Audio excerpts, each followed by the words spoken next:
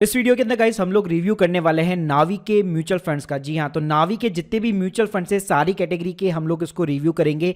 कैसे वो 10 रुपये का यहाँ पे आप लोगों को इन्वेस्टमेंट बेसिकली यहाँ पे प्रोवाइड कर रहा है, कैसे आप शुरुआत कर सकते हैं 10 रुपये से, एक्सपेंस रेशियो क्या है, सारे जितने भी इनका जो स्कीम्स हैं उनका परफॉर्मेंस क्या है अब तक का, इनका कितना पोर्टफोलियो का साइज़ है, एयूएम का कितना साइज़ है, इसके क्या प्रो है, क्या कौन से क्या रिस्क है, ये सारी चीज़ जानने को मिलेगी आपको इस वीडियो के अंदर। कोई भी स्पॉन्सर वीडियो नहीं है, पूरा ट्रांसपेरेंट तरीके से आपको रिव्यू करके बताने वाला हूं। तो गाइस पूरा वीडियो यार यहां पे जरूर देखिएगा। तो गाइस सबसे पहले हम लोग सिंपली बात कर लेते हैं कंपनी की, जो नावी या नवी कंपनी कह लो बेसिकली इसको। तो ये 2018 के अंदर स्टार्ट हुई थी। सचिन बंसल ने इसको स्टार्ट किया था, जो फ्लिपकार्ट के एक्स फाउंडर है। तो जैसे उन्होंने अपनी कंपनी जो है फ्लिपकार्ट वॉलमार्ट को बेची, उससे जो भी पैसे मिले उन्होंने अपने फ्रेंड अंकित अग्रवाल के साथ मिलकर नवी कंपनी की बेसिकली शुरुआत की।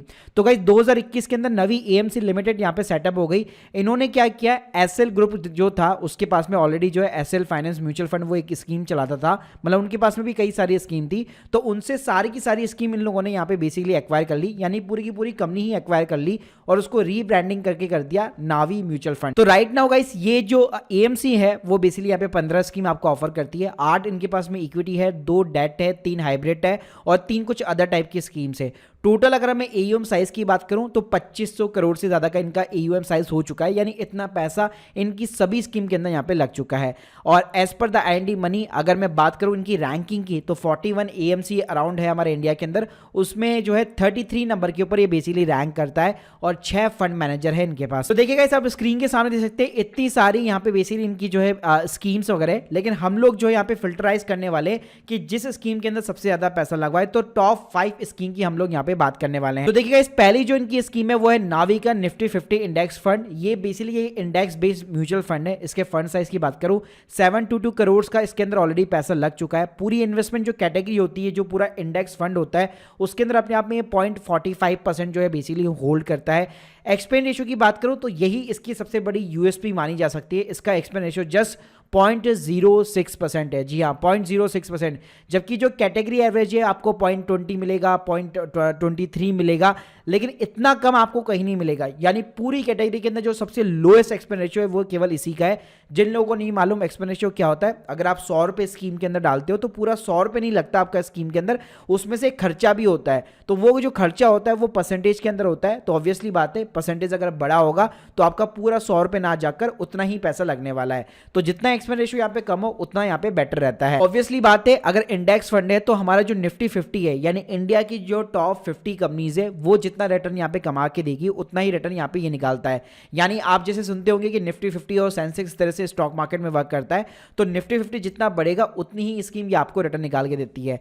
तो अगर मैं इस स्कीम की बात करूं तो पिछले 1 साल के अंदर 2.32% का यहाँ पे इसने रिटर्न कमा के दिया है। और ऑब्वियसली बात है, निफ्टी 50 भी इतना ज्यादा ऊपर नहीं गया है, इसलिए ये रिटर्न आपको यहाँ पे कम दिख रहा है। क्योंकि गाइस ये स्कीम ज्यादा पुरानी नहीं है, ये सिर्फ जुलाई 21 से ही चालू हुई थी। लेकिन अगर आप निफ्टी 50 का ओवरऑल अगर 10-12 सालों का रिटर्न देखोगे तो 12% का आपको सीएजीआर यहाँ पे जो निकल जाता है। इसके अंदर देखिए गाइस, अगर मैं कंपनी की बात करूं तो सारी की सारी आपकी लार्ज कैप कंपनीज होती है। रिलायंस हो गया, HDFC, ICICI, Infosys, HDFC, ITC, TCS हो गया, लार्सन एंड टर्बो हो गया, कोटक महिंद्रा बैंक हो गया, एक्सिस बैंक हो गया। प्लस इसके अगर आप रिस्क रेशियो वगैरह देखेंगे तो आप इसमें कंपेयर नहीं कर पाएंगे, क्योंकि ये इंडेक्स बेस्ड फंड है। प्लस इसको अगर मैं क्वार्टरली वाइज भी यहाँ पे कंपेयर करता हूँ निफ्टी 50 के साथ में, तो आप स्क्रीन के सामने देख सकते हैं। तो जैसे मैं बताया, पुरानी स्कीम नहीं है, 2021 से यहाँ पे शुरुआत हुई थी। लेकिन अगर आप 2022 और 23 का अगर आप देखेंगे, फॉर एन एग्जांपल 2022 में Q3 के अंदर जो निफ्टी 50 है उसने 8.52% का रिटर्न कमा के दिया था। तो इसी स्कीम ने उसी क्वार्टर के अंदर 8.84% का रिटर्न कमा के दिया है। वहीं पे अगर मैं Q2 की बात करूं तो आप देख सकते हैं निफ्टी 50 1.30% बढ़ा है और यही फंड 1.53% बढ़ा है। तो ऑब्वियसली बात है, ये पैरेलल चलेगा, निफ्टी 50 जितना बढ़ेगा उतना ही बढ़ने वाला है।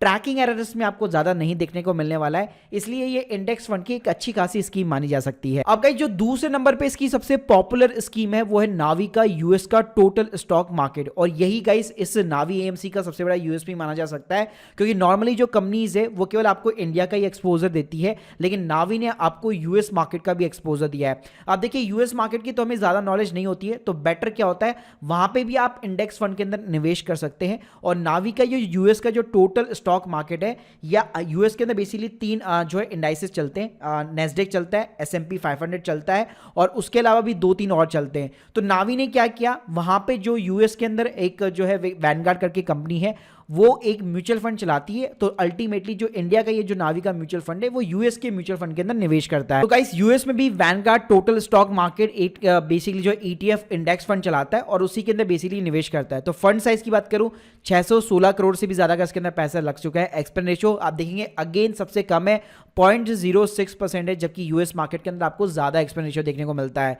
वहीं पे गाइस अगर मैं रिटर्न्स की बात करूं यूएस मार्केट ने भी कुछ अच्छा खासा रिटर्न कमा के नहीं दिया है, क्योंकि इन्फ्लेशन की वजह से स्टॉक मार्केट काफी ज्यादा टूटा है यूएस मार्केट के अंदर। तो आप देखेंगे एक साल के अंदर 1.21% का यहाँ पे रिटर्न कमा के दिया है और ये स्कीम ज्यादा पुरानी नहीं है, जस्ट फरवरी 2022 के अंदर यहाँ पे चालू हुई थी और अभी तक टोटल रिटर्न इसका केवल 4% का बना है। तो गाइस इसके बेसिस पे आप यहाँ पे जज नहीं कर पाएंगे, लेकिन अगर आप एक ओवरऑल यहाँ पे सिंपली कंक्लूजन देखेंगे वैनगार्ड टोटल स्टॉक मार्केट के साथ में, तो डेफिनेटली यहाँ पे आपको पैरेलल रिटर्न मिलते हैं, यानी यूएस का टोटल स्टॉक मार्केट जिस तरह से परफॉर्म करेगा वैसे ही रिटर्न आपको इस स्कीम के अंदर मिलने वाले हैं। तीसरे नंबर पे गाइस इसकी सबसे बड़ी जो स्कीम आती है वो आती है नावी का नेस्डेक 100 एफओएफ फंड। जी हां, तो जैसे मैं बताया था यूएस के अंदर मेनली दो टाइप के इंडाइसेस सबसे ज्यादा चलते हैं, नेस्डेक चलता है और एसएमपी 500 चलता है। तो मान लीजिए गाइस अगर आपको पूरे यूएस मार्केट के ऊपर बैट नहीं लगानी है, आपको सिर्फ जो है टेक कंपनीज हो गई और जो नेस्डेक 100 यानी यूएस की जो टॉप 100 कंपनीज है उसके ऊपर केवल बैट लगानी है, जिसमें आपका अमेजन हो गया, एप्पल हो गया, माइक्रोसॉफ्ट वगैरह हो गया, फेसबुक हो गया, गूगल हो गया, ऐसी बहुत सारी कंपनियां शामिल है। तो गाइस यहाँ पे आप देख सकते हैं फंड साइज जो है 517 करोड़ का है, काफी अच्छा फंड साइज है, पूरी कैटेगरी का 0.32% यहाँ पे होल्ड करता है। एक्सपेंस रेशियो अगेन कम है, 0.13% का एक्सपेंस रेशियो है यहाँ। अगर इसके मैं रिटर्न की बात करूं तो अगेन यहाँ पे आपको कम रिटर्न देखने को मिलेगा, क्योंकि यूएस के मार्केट ने इतना ज्यादा एक साल के अंदर परफॉर्म नहीं किया है। लेकिन अगर आप पिछले 3 महीने या 6 महीने के अंदर देखते हैं तो आप देख सकते हैं 3 महीने के अंदर 13% का इसने रिटर्न यहाँ पे जनरेट करके दिया है, पिछले 6 महीने के अंदर 14% का रिटर्न जनरेट करके दिया है। और ranking with in the category भी आप देख सकते हैं पिछले 3 और 6 महीने की आपको अच्छी खासी दिखने वाली है। अगर गाइस आपको इसका पोर्टफोलियो देखना है तो आप सिंपली गूगल मारेंगे नेस्डेक 100 कंपनीज, तो आप देख सकते हैं सारी की सारी जो जितनी भी बड़ी बड़ी कंपनियां जिनके मैंने अभी आपको नाम बताए थे, चाहे टेस्ला हो गई, एनवीडिया हो गई, सब कुछ सारी जो टेक कंपनीज है बड़ी बड़ी वो इस लिस्ट के अंदर यहाँ पे शामिल होती है। उसके बाद में गाइस जो अगला फंड आता है वो एक एक्टिव म्यूचुअल फंड है, पैसिव इन्वेस्टिंग नहीं है, तो वो है नावी का large and mid cap fund. ये भी काफी पुराना फंड है, तो जब नावी ने जो कंपनी एक्वायर की थी तब से काफी उससे भी पहले मतलब ये फंड चला आ रहा है।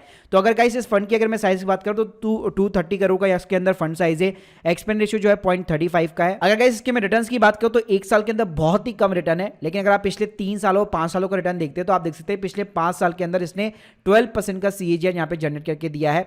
और पिछले 5 साल और 3 साल के अंदर जो बेसिकली लार्ज कैप और मिड कैप वाली कैटेगरीज होती है उसके अंदर ये टॉप 10 रैंकिंग के अंदर रहा है। इसके अलावा अगर इसके मैं पोर्टफोलियो की बात करूं तो अभी राइट नाउ जो लार्ज कैप इसके अंदर 35% है और 17% मिड कैप कंपनीज है।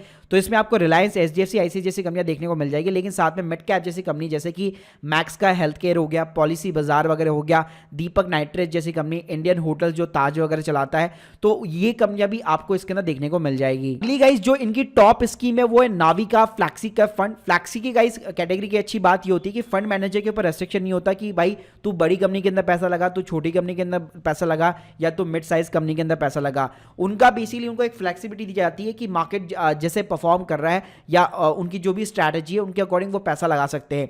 तो इसके अंदर भी गाइस जो फंड साइज है वो 200 करोड़ का है। एक्सपेंस रेशियो जो गाइस जो है 0.43% का है, तो आप देख सकते हैं कैटेगरी एवरेज से बिल्कुल यहाँ पे कम है। नीचे अगर आप जाएंगे गाइस आप देख सकते हैं ये भी काफी पुरानी स्कीम है, सिंस इंसेप्शन देख सकते हैं आप 2018 से, तो जैसे मैंने बताया कि इसने एक्वायर कर रखी थी ये वाली स्कीम भी। तो 3 साल का जो सीजीआर निकल के आता है, एनुअलाइज जो रिटर्न निकल के आता है वो 26% का निकल के आता है। इसके अंदर गाइस अगर मैं होल्डिंग की बात करूं तो 56% लार्ज कैप है, 14% यहाँ पे मिड कैप है और स्मॉल कैप भी 14% है।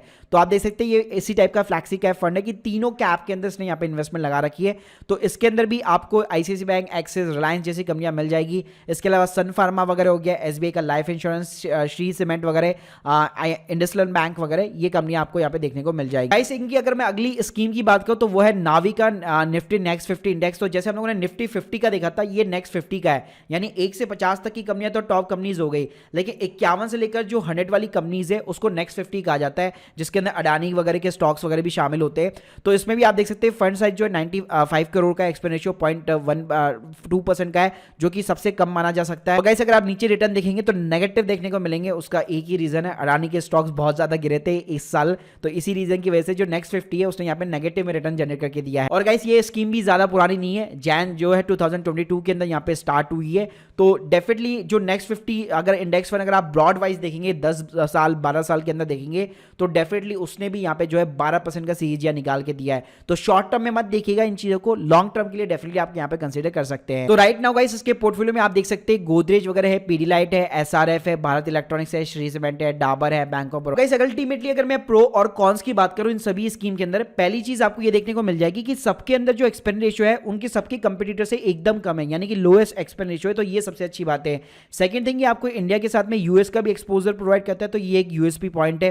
थर्ड थिंग ये कि इसका जो एसआईपी का एंट्री अमाउंट है वो केवल 10 रुपए, जो कि स्टूडेंट के लिए यहाँ पे बेस्ट साबित हो सकता है। और इन्वेस्ट भी कैसे करना है वो अभी आगे मैं आपको बताऊंगा। और फोर्थ थिंग गाइस अगर मैं इसकी कॉन्स की बात करूं, एक ही चीज मुझे लगती है कि जो इसका एयूएम साइज है वो काफी ज्यादा कम है और नई एएमसी है मार्केट के अंदर, मतलब ऐसा नहीं है कि 15-20 सालों से चली आ रही है। प्लस एएमसी का प्रॉफिट वगैरह क्या है ये भी हमें नहीं पता, ना ही कोई लिस्टेड कंपनी है, तो इसकी क्रेडिबिलिटी के ऊपर थोड़े बहुत यहाँ पे सवाल हो सकते हैं। लेकिन देखिए यहाँ पे सेबी इन सबको कंट्रोल करता है, तो आपको इन्वेस्ट करके ऐसा नहीं है कि आपका पैसा डूब जाएगा, सेबी इन सभी चीजों के ऊपर ध्यान रखता है। तो डेफिनेटली आप सिक्योर तरीके से यहाँ पे इन्वेस्ट कर सकते हैं। इसमें इन्वेस्टमेंट का आपको तरीका बता देता हूं। देखो आपको लोग जो जनरली बताएंगे कि नावी ऐप के थ्रू आपको इन्वेस्ट करना है, लेकिन मैं यहाँ पे सर्च करूंगा, आप ग्रो प्लेटफॉर्म के ऊपर जा सकते हैं।